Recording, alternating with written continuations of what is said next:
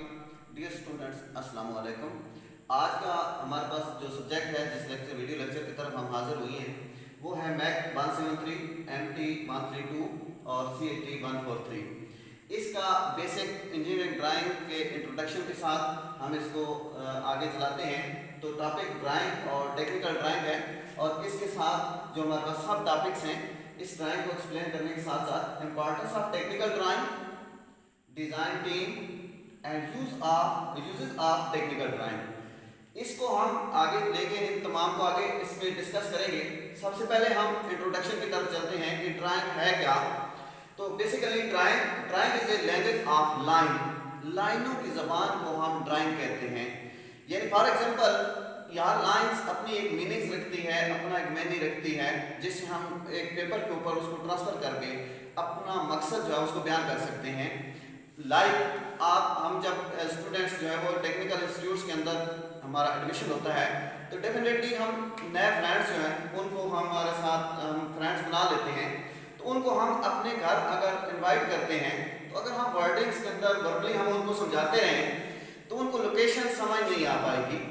तो हम क्या करते हैं कि उसके ऊपर पेपर उठाकर हम पेंसिल से लोकेशन लाइन की मदद से हम उसकी लोकेशन को हम क्लियर करते हैं।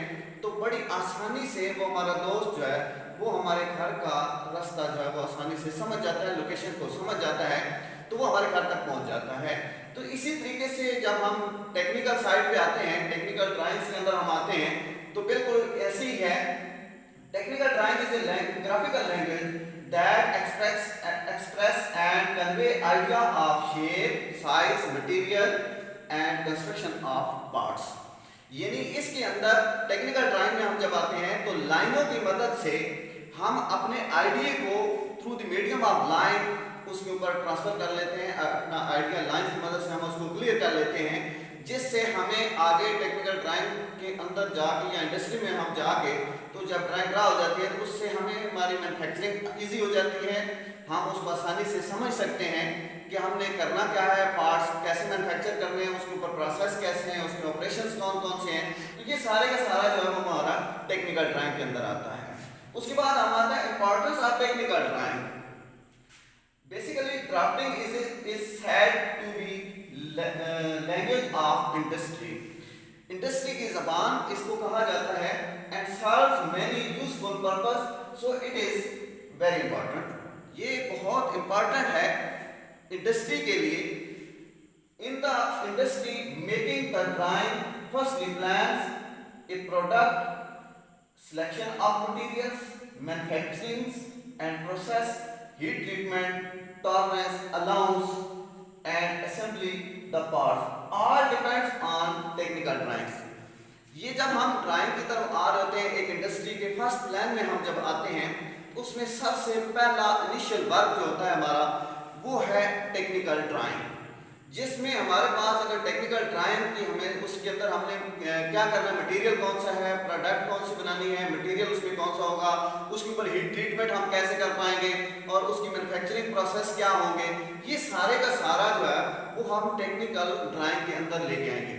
इसलिए ये टेक्निकल ड्राइंग जो है वेरी इंपॉर्टेंट है इंडस्ट्री के हवाले से, कि उसके अंदर इसके बगैर हम जो है वो आगे वर्क नहीं कर सकते, आगे चल नहीं सकते, और अपना मैसेज जो है उसको प्रॉपर जो है वो अपने आइडिया को हम कंप्लीट नहीं कर पाते। तो इसके बाद हम आते हैं डिज़ाइन टीम की तरफ, कि जब हम ड्राइंग के अंदर ड्रा करने की तरफ आते हैं तो बेसिकली हमारे पास एक ड्राइंग जो है वो डिज़ाइन टीम होती है ड्राइंग के हवाले से, जिसमें हमारे पास सबसे पहला उसमें होता है इंजीनियर, उसके बाद सब इंजीनियर और फिर टेक्नीशियंस।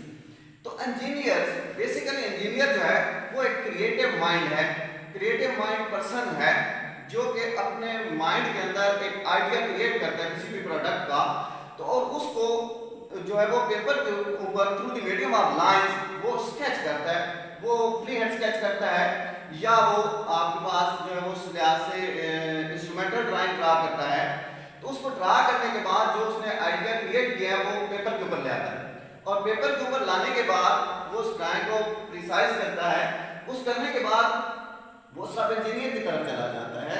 सब इंजीनियर भी बेसिकली एक डिप्लोमा होल्डर्स हैं, या इस हवाले से जो हमारे पास टेक्नीशियन है उस हवाले से वो इस ड्राइंग को समझता है या उसको समझ आनी चाहिए कि ड्राइंग के अंदर वो उस चीज़ को रीड कर सके। तो इंजीनियर ने जो ड्राइंग ड्रा की होती है, डिज़ाइनर ने उसको डिज़ाइन किया होता है, उसके बाद वो सब इंजीनियर जो है उसके ऊपर वो उसको रीड कर सकता है और उसको खुद भी वो ड्रा भी कर सकता है ताकि वो उसके ऊपर वर्क करा सके। तो इसको समझने के बाद वो आगे टेक्नीशियन की तरफ ड्राइंग को आगे ट्रांसफर करता है। यानी वो जो टेक्नीशियन होता है बेसिकली वो स्किल्ड पर्सन होता है जो कि आगे मशीन के ऊपर खड़ा होकर उस ड्राइंग को समझ के उसके ऊपर मैन्युफैक्चरिंग करता है, उसके ऊपर प्रोसेसेस करता है, उस जॉब को कंप्लीट करने की तरफ जाता है। तो ये एक टीम है जिससे हम ड्राइंग के अंदर इसको यूटिलाइज करते हैं, ये पूरा फ्लो है। उसके बाद uses of technical drawing. Technical drawing के इस्तेमाल बहुत सारे हैं, जैसे मैग्नीज्म के बारे में कि उसके ऊपर जो है वो हम हर एक लिहाज से मैग्नीज्म के अंदर प्रोसेसेस, उसके असेंबलिंग, ये सारी चीजें मैग्नीज्म के ऊपर ड्राइंग जो है वो उसको इस्तेमाल करते हैं, हम उसको करेंगे। Express the idea of engineer का आइडिया जो है उसको हम इस्तेमालात में उसकी ड्राइंग के इस्तेमाल में लेके आएंगे। यानी आइडिया जो है वो हम कौन सा होगा, क्या हम उसको डिस्कस करने जा रहे हैं या क्या मैन्युफैक्चरिंग करने जा रहे हैं। इसी के साथ explanation of typical machine parts.